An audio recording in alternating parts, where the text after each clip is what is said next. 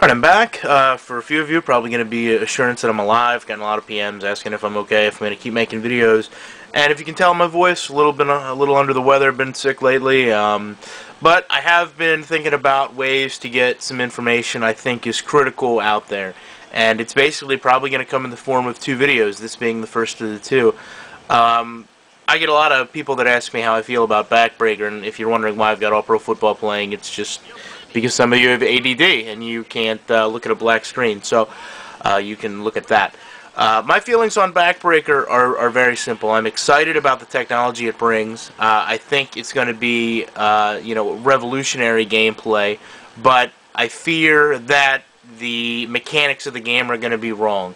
And most of my videos are geared toward the mechanics of Madden being wrong, whether it's a player not understanding coverages, a player not understanding zones, players not knowing assignments.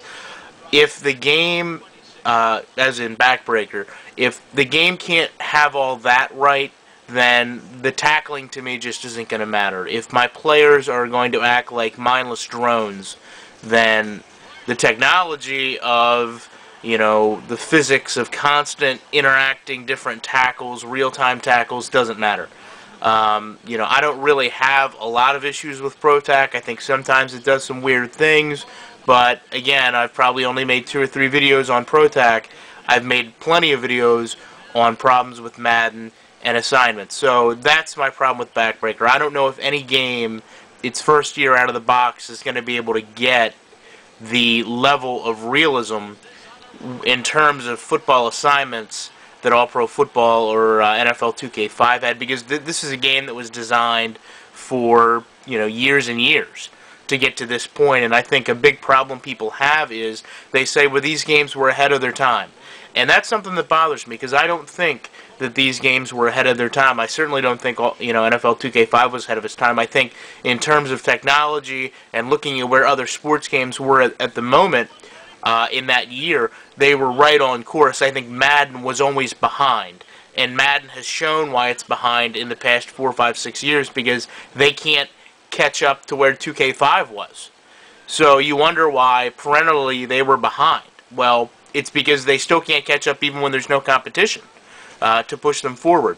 So that's how I feel about Backbreaker. Now, the issue that I want to get into is the animations in these games. Now, it's no surprise that EA Sports has the world's largest motion capture studio, and as long as we're going to debate these games, as long as we're going to sit here and judge Madden and All Pro Football or NFL 2K5, we have to understand that the gameplay is dependent on the animations. It's only as realistic as the animations library is deep. The game can only allow so many things to happen in forms of tackles, catches, sacks, interceptions, whatever you want to talk about. The games can only do what they have the animations to achieve. So to me, when we're going to talk about what game provides the quote-unquote most realistic gameplay, ultimately we're going to talk about which game has the best level of animations, which game has the most animations, and more importantly, which game knows when to trigger them. I think when you talk about when is a wrong time to trigger an animation, I think I've shown plenty of examples where Madden has a hard time triggering the proper animation to pick up a fumble. Madden has the wrong triggering animation for a catch. And when you want a common example of that, you can think of the overhead catch this year. Very predominant, especially in instances where it's not realistic. But that's what the game calls. Even if there was another catch, a lot of people say, well, that overhead the catch replaced the spin catch. Well, the spin catch was overused. So, in terms of animations with these two games, I don't know, how many animations per se Madden has. I don't know how many animations this game has. I know this game has more accurate animations at times. I would say a majority of the time. This game has more accurate animations when it comes down to player interaction. So the next video, that's what I want to focus on, is how they got these animations. And you're going to see how EA did it, and you're going to see how NFL 2K5 did it. And of course, for those of you who don't know, NFL 2K5, All Pro Football 2K8 are essentially the same game.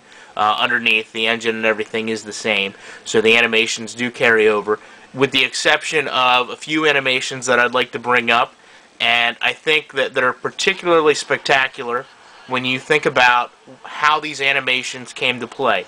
And we're going to talk about, Dan Marino and his lazy play action fake, Walter Payton in a scissor kick, Deacon Jones in his head slap. It's imperative for you guys to remember that when this game was made, those players were not playing anymore. They didn't have the luxury of saying, okay, Dan Marino, come in here and do one of your trademark lazy play-action fakes.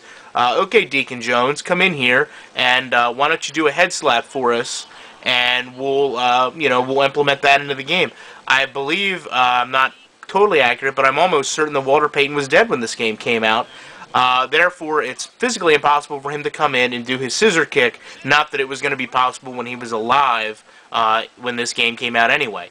So, for me, to see those, intricacies of animation that really defined players in this game, as accurate as they are, is astonishing when you think that it's EA Sports that has the world's largest, most complex motion capture studio, not 2K. 2K was always behind the ball technology-wise in creating these games.